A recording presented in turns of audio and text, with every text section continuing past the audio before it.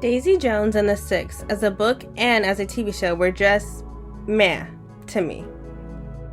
Hi guys, it's Charmy's Bookcase, where I, Charmy Terrell, discuss books I've read. This week we'll be discussing Daisy Jones and the Six, written by Taylor Jenkins Reid. The book and the TV show were big misses for me. Not like they were bad, they just didn't speak to me. Unlike The Seven Husbands of Evelyn Hugo that left me crying at the end. Daisy Jones and the Six did no such thing. Not even a whimper, not even a tear. And no offense to those who love this book, I just didn't. This video is my take on the book and the TV show and will contain spoilers. If you plan on reading the book or watching the show and don't want to be spoiled, then I advise you to stop watching now. Without further ado, let's get into it. I will not be giving you a play-by-play of the plot because basically it's about a rock band's rise and fall in the 70s. The story is told through interviews, around 40 years later, while in the show it is 20 years later, and I'm like, why change it? You're telling me these two events are 20 years apart?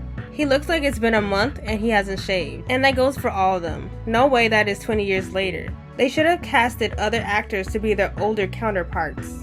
They had different actors for their younger selves, even though that time gap was way shorter than 20 years. So why not when they're older? Like I said, the book and the show are told through interviews, with the show showing flashbacks, which is one of the few things I liked about both the show and the book. The members of this group are Billy Dunn, the typical pretty boy, girl crazy lead singer that struggles with his addiction issues. His younger brother Graham, the down-to-earth soft-spoken guitarist. Warren Rhodes, who is also girl crazy with a misogynistic overtone.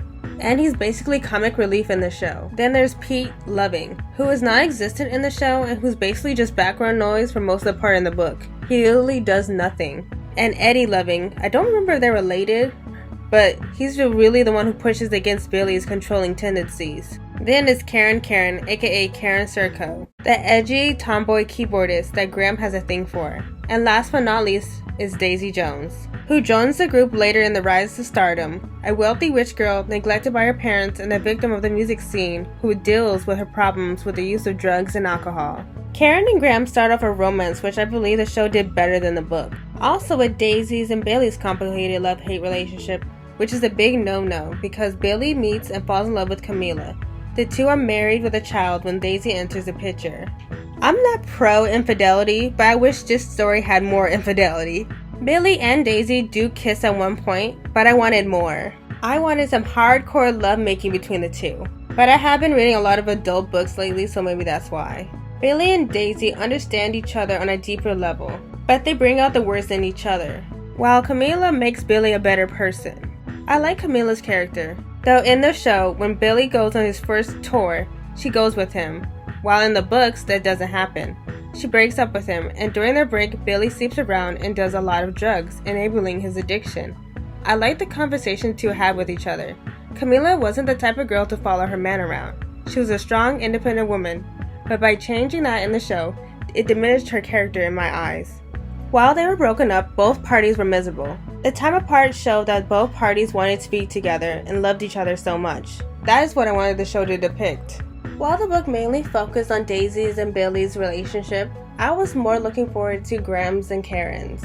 They were more like the Jasper and Alice or the Monica and Chandler of their friend group. Though they didn't work out, I was always rooting for them, more than I was rooting for Billy and Daisy. One thing I didn't like about the show and the book was their undisputed rise to fame. I wasn't expecting it to be like Dreamgirls, where they face racism, segregation, and having to deal with people stealing their songs.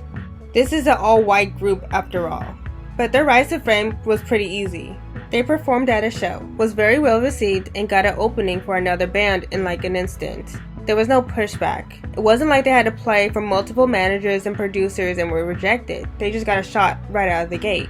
Another thing I didn't like in the show was the changing and cutting of characters like Chuck. Chuck was their rhythm guitarist, who was drafted in the Vietnam War and was killed 6 months later. While in the show, Chuck ditches the music life to be a dentist. Sticking to Chuck's story from the book brings to life the anxiety of the youth in the 70s, who must have felt so much fear being drafted in the war, especially a war they didn't agree with. As a person whose grandfather was drafted in the war and suffered mentally, I really liked his story. His story really brings the 70s time period to life. Pete and Hank were two characters that were cut out. I didn't mind Pete being cut out because he barely did anything in the book. with only a few lines being his. But I do think Hank should have been in the TV show. Hank Allen was Daisy's first manager and eventually her lover and drug dealer, giving her downers to help her sleep and uppers to get her going. Also, the breakup in the book made Daisy and Billy closer, with Billy coming to comfort her. One thing I liked that the show did but the book didn't was give Eddie a backbone. Eddie Loving took Chuck's spot after he went off to war. And throughout the book and the show, he grows more and more angry and resentful to Billy. Billy is more of a control freak in the books than he is in the show in my opinion, writing all the songs and telling everyone what they should play and what they shouldn't do. The music they made was not the band's music, but Billy's music, and I like that Eddie called him out on his bullshit throughout the show, not so much in the books. I really hoped for a fist fight between the two. I got a little in the TV show, but I wanted more than just one punch. Also, the affair between Eddie and Camilla in the show dropped my jaw. In the book, it is implied that Camilla had an affair with an old friend, but it was never confirmed. I like that they switched it to Eddie. It made for more compelling storytelling. I also didn't care for the music either. The only song I liked was the theme song, Dancing Barefoot by Patti Smith, but I'm not a really big rock and roll girl, so maybe that's why. Overall, the book was a 3-star for me, and the show was a one-off. I really hope Netflix doesn't fuck up The 7 Husbands of Evelyn Hugo. That was one of my favorite books of all time. Don't forget to like and subscribe to our channel and hit that bell to be notified every time we drop new content. If you want to follow our social medias, they will be linked in the description box below. Bye! See you next time!